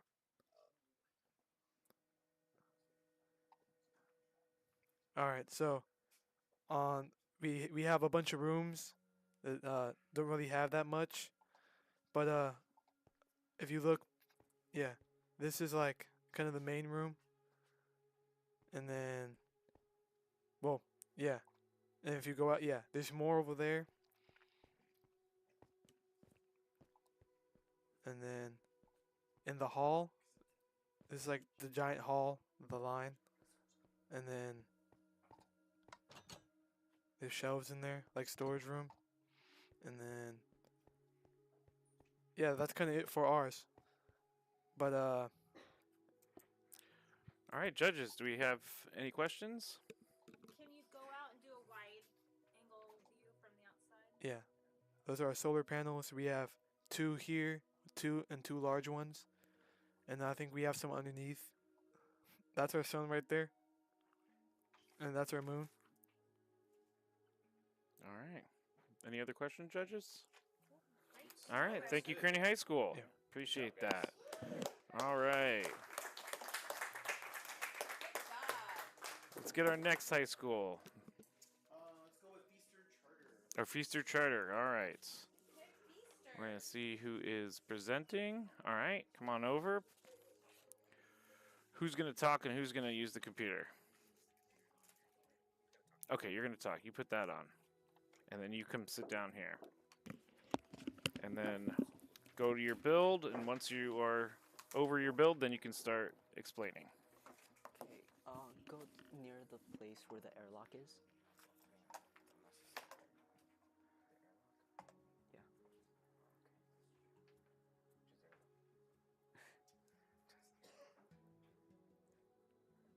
It's that side. Go more over that side. Up, forward. Yeah. Look. So this is our build of the ISS. As you can see from the front, we have an airlock, which is called the Quest Joint Airlock for the ISS. And if you take a look inside, oh.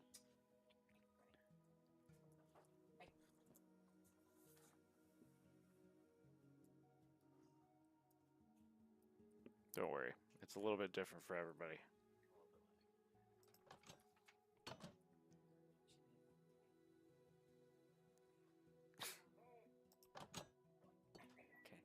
As you can see from the inside, you see scientists working on their PCs.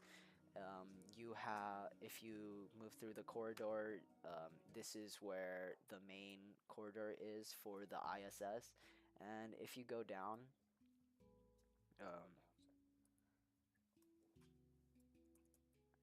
you can see more connectors as well as another scientist working on the area right there. And you might be asking why we have those poles right there. Those are to help the people that work at the ISS move around since gravity does not affect them, and they need a way to move from place to place. If you go up, like all the way to the top, you see these you see these chambers where it connects to each other, and you see another connector where another piece of the ISS is to be placed or connected to. You see that other NPCs are working, and if you go down, back to the exit.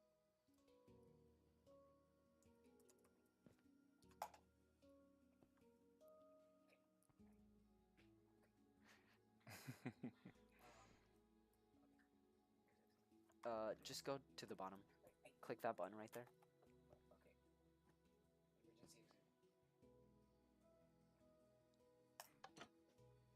Okay.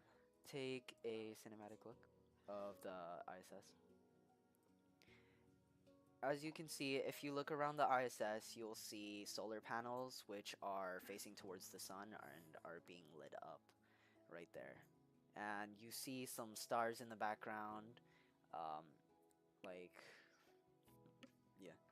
And some parts of the ISS that you will see are connected together from different aircrafts from different countries using a airlock system. If you go to that sign over there at the top, they're connected by these skinny parts using those joint airlocks to connect those parts of the ISS. Things like the Soyuz, the Progress, the Cygnus, ATV, which is retired, the Progress M, the ATV, the Dragon, the HTV. Those parts are connected to the ISS altogether and are what forms its current structure. If you take a look around, you can see that you can see those parts right now. Just move up, like way above it. Okay. You see under there, you would see the ATV on the first technically the first floor of the ISS, and the Progress on the left side. And All right, let's. Do judges have any questions? Are you gonna apply to NASA? Seems like maybe. All right. Maybe. He says maybe. He might go to NASA. Thank you, Feaster Charter. All right, we're going to get our third school. North County Tech Trade School, making their way over right now. Yeah, because you can hear on the live stream. So like one can present and move, or one can do both.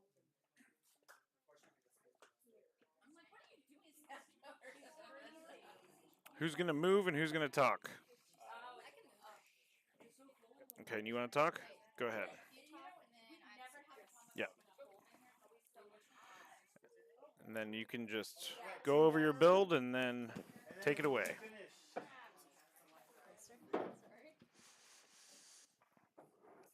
Okay. Testing, moving on.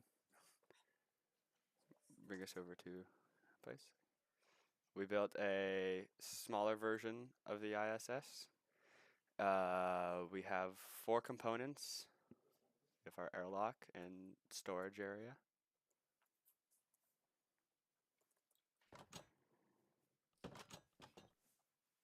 And we have our door, other side. Our lounging area is right ahead. Over here we have Jenga on the table. Then we have a bookshelf. Go over to the left.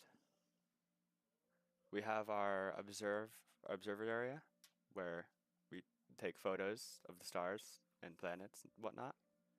And then above us, we have a cupola for, I guess, yeah, looking up, taking more photos.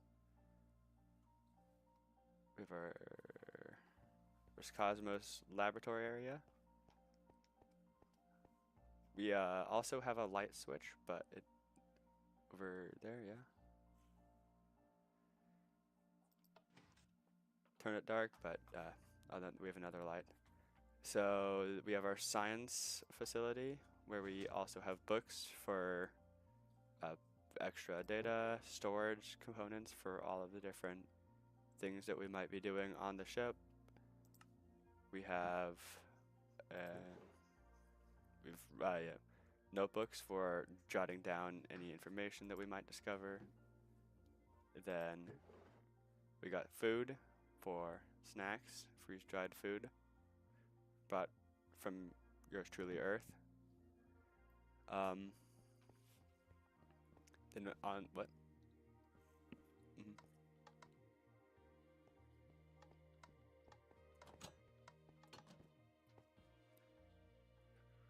We have our solar panels, obviously, to keep the spaceship powered and lit.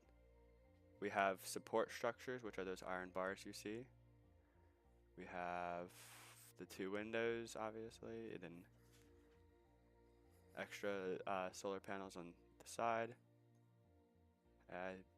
Is that everything? I think that's everything. All right. Do we have any questions, judges? Is there a reason you went for a smaller build? Time primarily. Time, okay. Yeah. Time and the amount of space we were given. Yeah. Okay. Or we were gonna try to do more, but we just time, yeah. That's about everything. All right. Any other questions? All right. Thank you very much. Good job. All right. We have one final school to go, and then we will have the judges reconvene. Mission Middle School coming up over here. Get one last presentation, and then judging time. All right. There you go. Mission Middle School.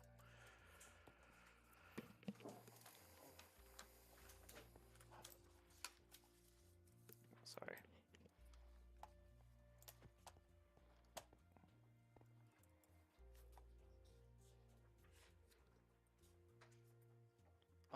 This is our space station with the solar panels that we put on.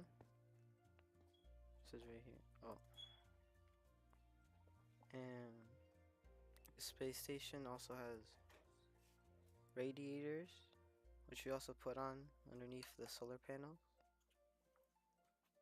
And the space station also has a robot arm that like helps repair the space station. And we're gonna enter through the airlock that we made. Oh. The computer's kind of tough. Yeah.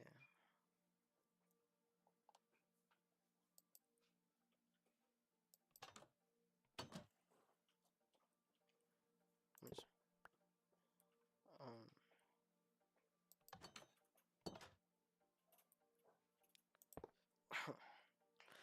this is the module where the astronauts sleep, and this is HAL 9000, specially requested.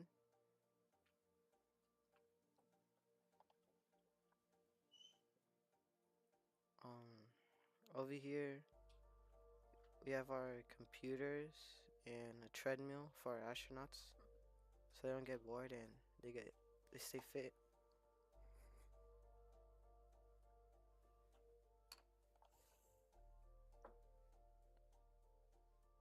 Over here we have docking bay 19, and this is the docking bay. Couldn't pay for lights this time, and an important rocket.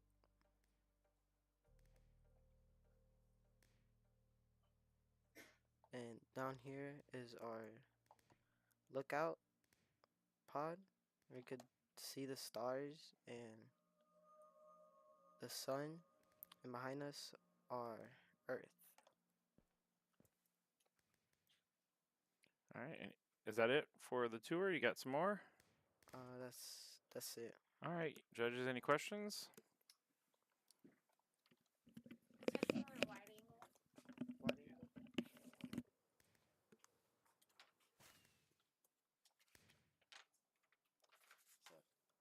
Interesting layout for the solar panels, but it looks good. All right. Thank you very much. All right. The judges are going to now convene and talk about which one is the winner, second place, third place. So stick with us, and we will have a winner in about 5 minutes or so. So for this one, we'll have top three.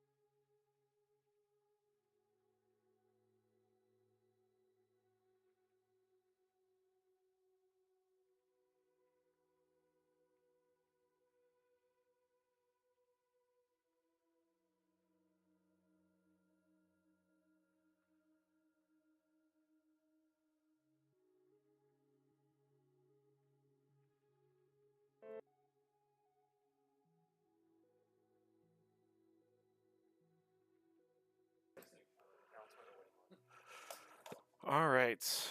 So we have our judging all done. And let's go from third to first place. Third place was, gosh, I just forgot.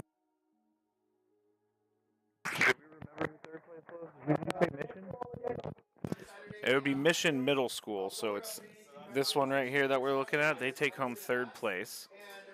Now, second place was North County Trade Tech High School, which is the one we're looking at right here. They took second place. And then Feaster Charter took first with their